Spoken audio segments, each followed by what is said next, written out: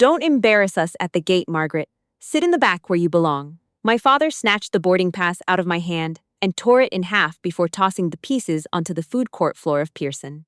The economy ticket, middle seat, row 41, beside the lavatory, fluttered down and landed against my running shoe. He'd just handed my sister a first-class boarding pass with a little bow, like he's presenting her a medal. I didn't bend down to pick it up. For 6 months, I had been quietly wiring money into an account my father didn't know existed. His mortgage on the house in Oakville, my sister's wedding deposit, the down payment on her husband's dental practice. All of it routed through a numbered account my financial advisor had set up for me. All of it sourced from hazard pay and a signing bonus my family believed was a government salary, barely above minimum wage. Don't ask. 6 months wasn't 19 years, it didn't need to be. I had only found out 3 weeks earlier exactly how deep the deception in my own family ran, and once I knew, I gave myself one trip, this trip, to watch it play out to the end before I pulled the plug. I didn't reach for the torn ticket. I reached into my coat and pulled out a navy laminate card with a red diagonal stripe, walked past the Tim Hortons line, past my father's open mouth, straight to the Nexus counter, where a Canada Border Services officer in a dark blue uniform was speaking quietly into a radio. I held the card up. Her eyes flicked to it, then to me, and she pressed 2 fingers to her earpiece. "Copy that. She's here," she said into the radio, then looked at me with something between awe and apology. "Director, your detail is 2 minutes out." Behind me, my father's voice cracked. "Director of what?" I didn't answer him yet. That part of the story needed context first, and the airport was about to give it to him, whether he wanted it or not. "My name is Reeve." No, that's not right. Let me start again the way I actually think about it, because the woman my family knew wasn't named Director anything. To them, I was just Marin. Marin Sullivan, the boring one. The one who worked in IT, I think, something with computers, according to my mother whenever someone at a dinner party asked what her younger daughter did. Marin, who lived in a 1-bedroom rental in Gatineau and drove a 9-year-old Honda Civic with a crack in the windshield she never bothered to fix. Marin, who, every single Thanksgiving, sat at the far end of the table while my sister Whitney got the good china, and I got whatever chipped plate was left in the cupboard, the one with the faded blue rooster that nobody else would touch. I'm 41.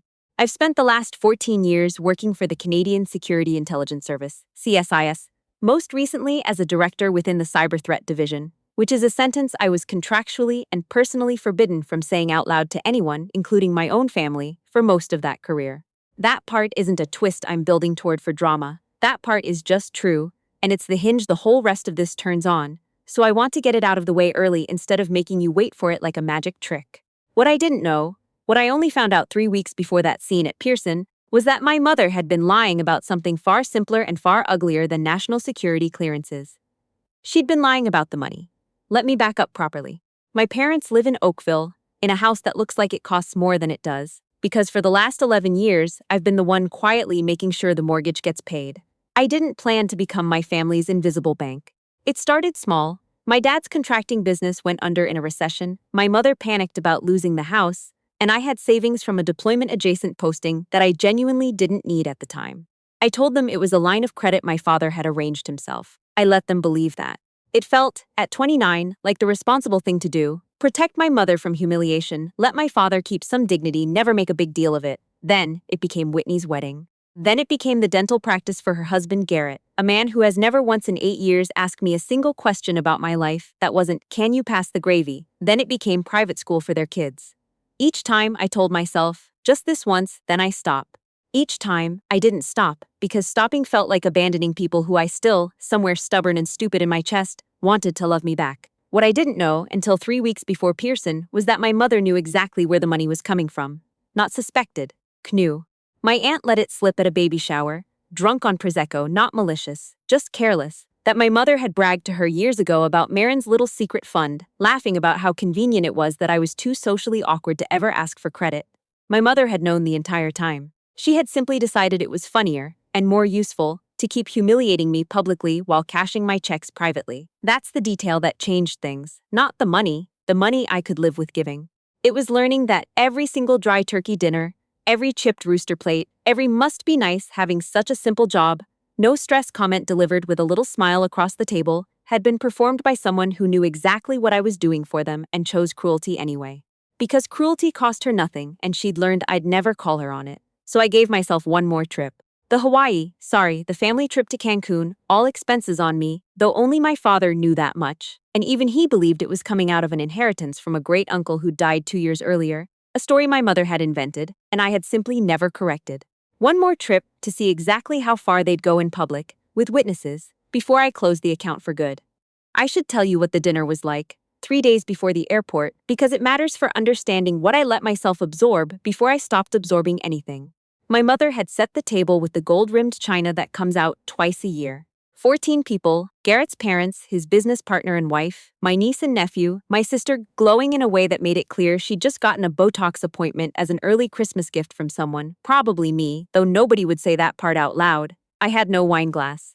I had water in a chipped tumbler and the rooster plate, loaded with the driest part of the turkey, the part my mother specifically carved off and handed to me with a little flourish, like she was doing me a favor. For my budget-conscious daughter, she said, pitching her voice for Garrett's business partner to hear. She doesn't believe in excess, very disciplined. My niece, 7 years old, stared at my plate and whispered to her mother, "Why does Annie Marin get the ugly plate?" Nobody answered her. Nobody ever answers her. That's sort of the whole point. The silence around the table when something cruel happens out loud is louder than the cruelty itself, and I'd spent over a decade letting that silence wash over me like it was just weather. After dinner, my father handed my sister and Garrett the keys to a brand new Lexus SUV. "A thank you for everything you've given this family," he said, eyes wet while my mother applauded, paid for, though nobody at that table knew it, by a transfer I'd authorized 8 days earlier from the numbered account. Garrett's business partner, a stiff man named Holbrook, who kept checking his watch, leaned across the table at one point and asked me what I did for work. "Government," my mother answered for me, before I'd even opened my mouth. "Some kind of office position. We don't really discuss it. It's not very exciting."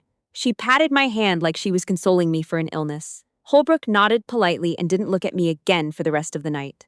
Then my mother reached into her cardigan pocket and slid an envelope across the table to me. Inside were 3 expired Canadian Tire coupons for motor oil changes. I don't even own a car that takes synthetic, crumpled, 2 months past their date. "For your little Civic," she said. "I know things are tight for you. The cashier might still honor them if you make a fuss. You're good at looking pitiful when you need to be." My sister laughed into her wine glass. My nephew, 12, leaned over and whispered something to my niece that made her giggle, and the only word I caught clearly was broke. I sat very still and felt something in my chest that I'd later recognize. Lying in bed that night doing actual professional threat assessment on my own family like they were a hostile actor. As the exact moment the last thread of obligation in me went slack. Not snapped, slack. There's a difference. Snapping is loud. Slack is quiet, and it's worse because it means you've already decided, and you're just waiting for the convenient moment to act on it. I didn't act that night. I drove home to my apartment in Gatineau on the empty 417 with the radio off, and instead of canceling anything, I pulled out my work phone and ran something I genuinely shouldn't have, technically, against my own family. Not surveillance, nothing like that. Just a basic financial literacy check using public records, the kind any private citizen could request, to confirm what my aunt had told me. The mortgage discharge documents on my parents' house. The down payment records on Garrett's practice. All of it traced back, cleanly, exactly where I knew it would, to transfers from an account that existed because of me. My mother had known, for at least 4 years, possibly longer, and she had still, 3 days before this trip, handed me expired motor oil coupons like a punchline. I didn't cancel the trip. I told myself I needed one clean, undeniable public moment, not for revenge. I want to be honest about this. Revenge wasn't really the engine, but because I needed to actually believe, with my own eyes, that there was no version of my mother who would have stopped on her own.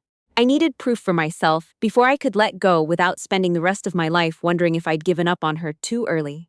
The night before the flight, I sat at my kitchen table at midnight with my secure laptop, the one that lives in a locked drawer most of the year, and I pulled up my own financial dashboard, the one connected to the numbered account. There it was. A scheduled transfer for January 1st, $11,000, covering my parents' mortgage, my sister's car insurance, and the private school deposit for the next term. My thumb hovered over cancel. I didn't press it.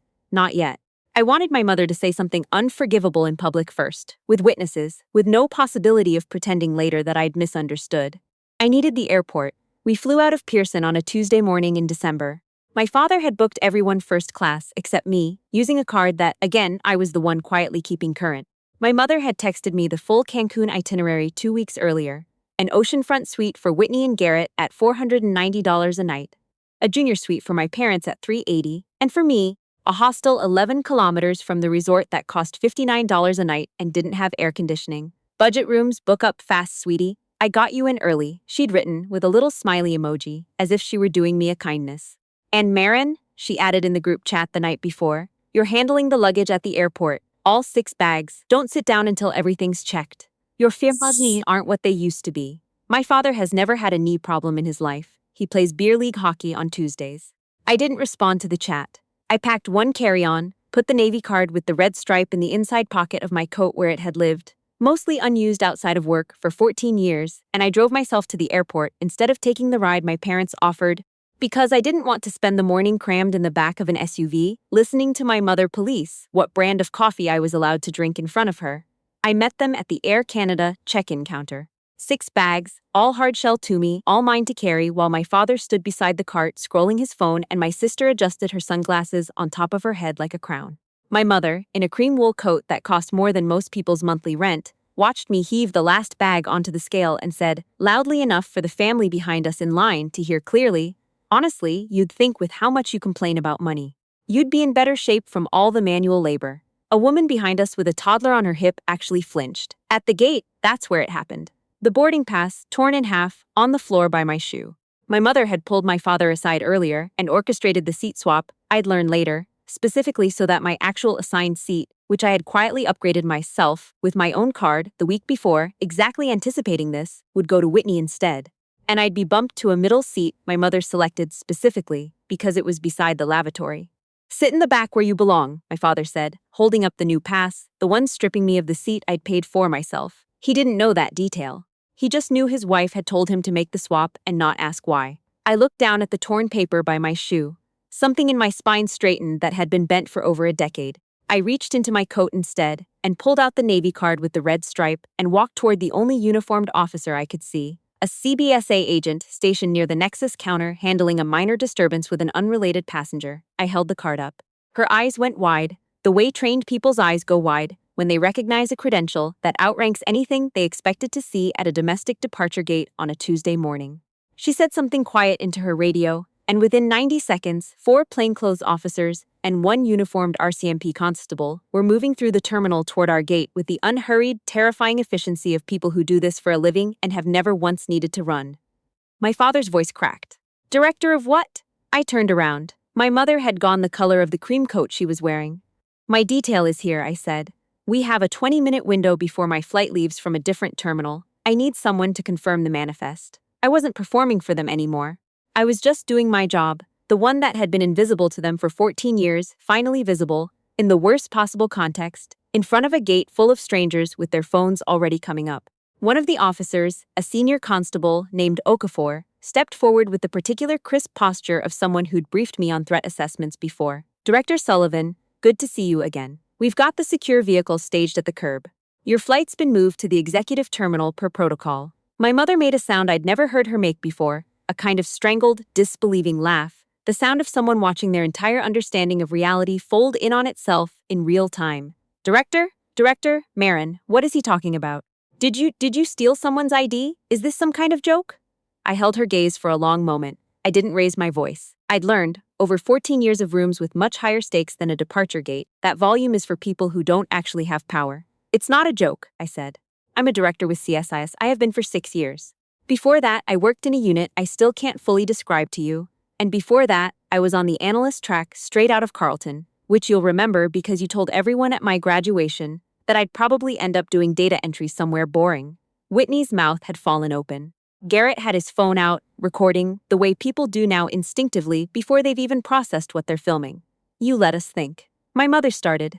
I let you think a lot of things, I said, because it was easier than fighting you for the truth, including the truth about who's been paying your mortgage for the last 11 years. The color that drained from her face at mortgage was different from the color that had drained at director. That second one was real fear, the kind that comes from being caught, not the kind that comes from being surprised. I know you knew, I said quietly, just for her, though Okafor and the others were close enough to hear. Aunt Joelle told me at Brielle's baby shower. You've known for years where the money came from, and you still handed me expired coupons 3 nights ago and told me to look pitiful at the till. My father turned to her. You knew? You told me Marin had nothing to do with. Not here, my mother hissed, grabbing his sleeve, glancing at the dozens of phones now pointed at us from the gate seating area. Here is exactly where it's happening, I said. You made sure of that. You're the one who threw the ticket on the floor in front of 100 strangers. I'm just finishing the scene you started. Okafor stepped closer, professional, unhurried. Ma'am, sir, I'm going to need you to step back from the director. We have a departure window. My mother lunged forward instead, grabbing for my sleeve, her composure cracking into something raw and frightened. Marin, sweetheart, this is a misunderstanding. We love you, we've always. You have 90 seconds to step back, Okafor said, not unkindly, but with the flat finality of someone who has said this exact sentence in far more dangerous rooms than an Air Canada gate. Or I'll have to assist you in stepping back. I looked at my mother's hand on my sleeve, the same hand that had carved off the dry turkey 3 days ago, and pushed expired coupons across the table. You should let go now, I said. She did, slowly. Like releasing something she'd been gripping her entire life without realizing how tightly. I didn't make a speech. That part of these stories always feels a little theatrical to me, the big dramatic monologue in the terminal, and I want to be honest that I didn't have one in me right then. What I had instead was a single sentence, delivered quietly enough that only my parents and sister actually heard it over the murmur of the gate. The transfer for January 1st is already canceled, I said. I did it from my phone while we were in the security line. The mortgage payment, Whitney's car insurance, the tuition deposit, all of it. You'll get the notification within the hour. My mother's face did something I will genuinely remember for the rest of my life. A kind of physical collapse, not dramatic, just sudden, like a building losing structural integrity from the inside. The cream coat suddenly looking like something draped over a person instead of worn by one. You can't, she said. Marin, the house. We'll lose the house. You should have thought about that before you let your daughter eat off a chipped plate for 11 years while you laughed about her with your sister at a baby shower, I said. I'm not your bank anymore. I'm just your daughter, the one you actually have left if you want her. I turned and walked with Okafor and the others toward the executive terminal. I didn't look back at the gate, though I could hear, even as the doors closed behind us, my mother's voice rising into something close to a wail, my father saying her name in a tone I'd never heard him use with her before, somewhere between confusion and the first flicker of something that might, eventually, become anger pointed in the right direction for once. The flight to Cancun that I actually took left from a different terminal entirely, on a different schedule, on government business that had nothing to do with vacation and everything to do with a threat briefing.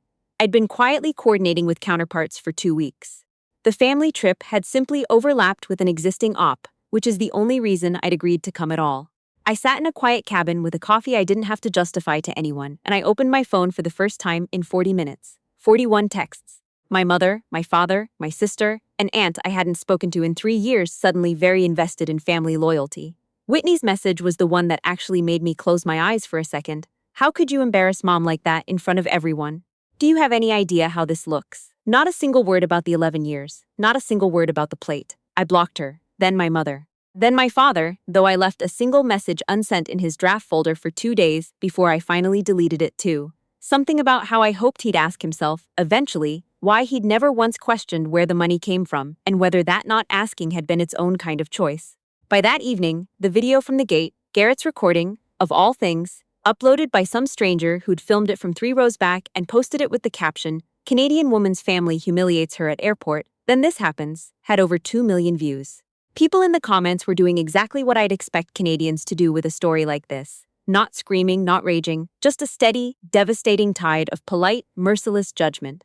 Someone found my parents' street address from an old real estate listing. Someone else found Garrett's dental practice page and left 43 one-star reviews in 2 days, all referencing the airport thing, none of them actual patients. I didn't ask for any of that. I want to be clear I didn't orchestrate it, but I also didn't feel an urge to defend them from it.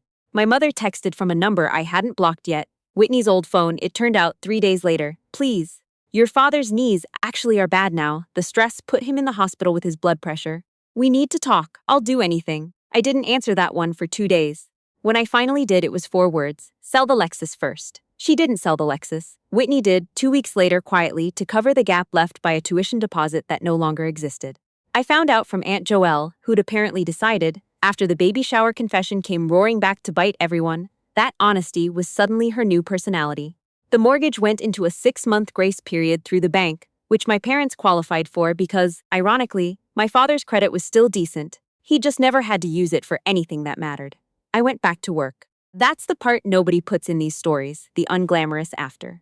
I had a threat briefing the following Monday morning, the same desk, the same badge, the same 14 years of training that had nothing to do with any of this, and everything to do with why I'd been able to stand in that airport and not raise my voice once. My colleague Priya, who knew the bones of the family situation because I'd told her years ago over wine, the way you tell people things you've decided not to feel anymore, asked me how the trip went. I canceled a mortgage payment at a departure gate, I told her.